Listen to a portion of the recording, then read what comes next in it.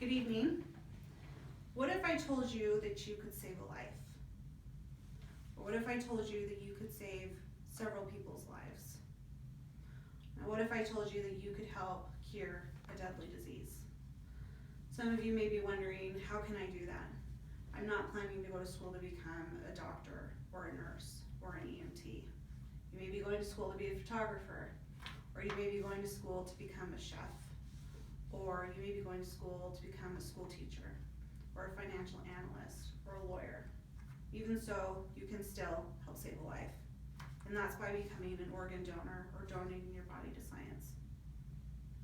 I have never donated my body, or no, I've never donated an organ or received an organ before, but I did do quite a bit of research before I registered to become an organ donor. And I did talk to my aunt, who is actually a registered nurse in Spokane that works on the kidney transplant team. So she had some helpful information for me as well. Today I'd like for you today, just for a moment, to consider being an organ donor or donating your body to science. Today I would like to cover three things. I want to talk about the need for organ donation, I want to talk about the solution, and I want to talk about the benefits of either donating your organs or donating your body to medical science. So let's first talk about the need. We have a huge need for organ donation because there are people in our community and in our society and in our nation that are dying every day because they are not able to get an organ that they need in order to continue living their life. And it's unfortunate because they're dying when, if somebody would just be willing to become an organ donor, could save their life and enhance the lives of so many other people. According to the Mayo Clinic, in the United States alone, every single day at least 20 people die because they can't get an organ. There was an article that I read that was titled, "The Power of Organ Donation to Save Lives Through Transplantation." And in that article, it mentions that on average, 118,000 people are on the waiting transplant list to get an organ. I think we can all agree that those numbers are heartbreaking. And it's heartbreaking because they're unable to get an organ because somebody who has passed away that did not choose to become an organ donor went to the grave with those valuable organs and are decaying instead of going to somebody that could use them. People of all different races, different cultures, different backgrounds, different financial statuses, different religions are all being affected. We're talking about someone's child.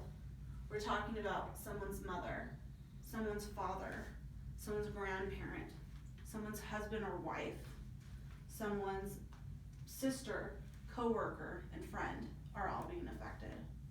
So let's talk about the solution. The solution is pretty simple. We need more people like you and I to register to become organ donors. I understand that there are a lot of myths associated with organ donors, and I'd like to debunk three of those today. The first one is, some people think, well, if I become an organ donor, my death certificate is going to be signed before I'm even dead. That's untrue. The reality is that somebody who is registered to be an organ donor actually receives more tests than somebody who is not a registered donor.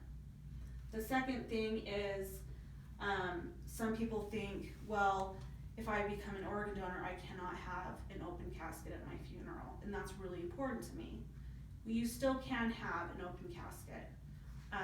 Just because you become an organ donor, even donating your tissue, which is also an organ as well, doesn't stop you. Your body is dressed for burial, and there's no visible sign of any organ donation, even tissue. The third one is, some people believe that their families will be financially responsible.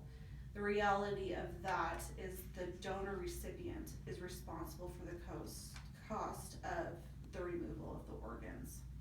So, some of you might be wondering exactly what kind of organs could I donate. And of according to the Cleveland Clinic, there are a lot. You can donate your liver, your kidneys, your heart, your lungs, your pancreas, your intestine, your middle ear, your corneas, your bone, and bone marrow, and even connective tissue and nerves can also be donated as well. If organ donation is not your thing, you could consider donating your body to medical science. We all know that what doctors know about the human body is learning from the human body. And we're not just talking about doctors, I'm also talking nurses, physical therapists, pretty much anyone that's going into the medical field. The more you have to work with and the more you are able to actually physically see and touch, the better you're gonna understand the body, because pictures are so much different than actually working on somebody that was willing to donate their body. Let's go ahead and talk about the benefits of donating your organs or donating your body to science. There's a lot of benefits to donating your organs. I think the most important one is that you're saving someone's life. In fact, one organ donor can save up to 8 people. That's huge. And or if you decide to donate your body to science, you are helping physicians and other healthcare professionals grow and learn so that they can do well in their field, whatever they choose to do. You're also able to potentially help doctors cure deadly diseases, which would save thousands and thousands of lives. Imagine being able to give somebody the ability to see again, or give somebody the ability to breathe on their own with a new set of lungs, or giving somebody a kidney so that they can get off of dialysis and have a much better quality of life. I think we can give a lot. There's a lot of gifts in the world that we can give people, but I think giving the gift of life has to be by far the best gift. It is time for me to wrap up my speech for tonight, but again, I want to re-emphasize that one donor can save up to 8 people, and if you donate your body to science, then you are making contributions to medical advancement. And we have talked about the need for organ donation, we've talked about the solution, and we've talked about the benefits. After talking about all of the wonderful benefits of organ donation with you guys, I would hope that you guys would consider registering today to become an organ donor, and you can do that from the comfort of your own home by going to www.organdonor.gov. Or if you're interested in donating your body to science, there's a wonderful program in Spokane. It's called the Willie Body Program, and that program is actually used by North Idaho College, which is where we get our cadavers so that the medical students here on campus can learn. And it's a pretty amazing program. So, and you can learn a lot by going to that website, can pretty much give you all the information you would need to know. So thank you again for taking the time to listen to my speech. Does anyone have any questions about organ donation or donating your body to science?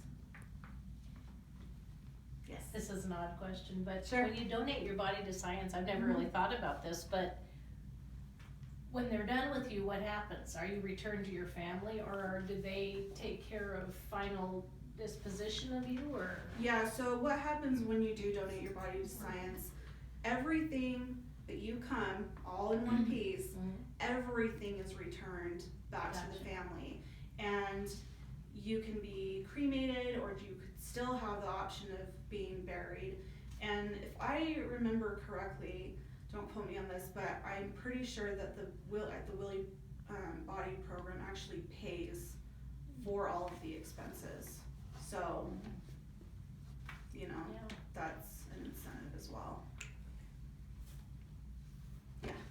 I signed up to be an organ donor when I got my license.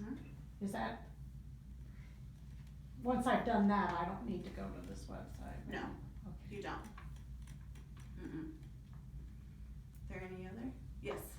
can you donate your skin? You can. Skin is an organ, so you definitely can, and donating your skin helps specifically people who are burn victims. So that is something that they really need to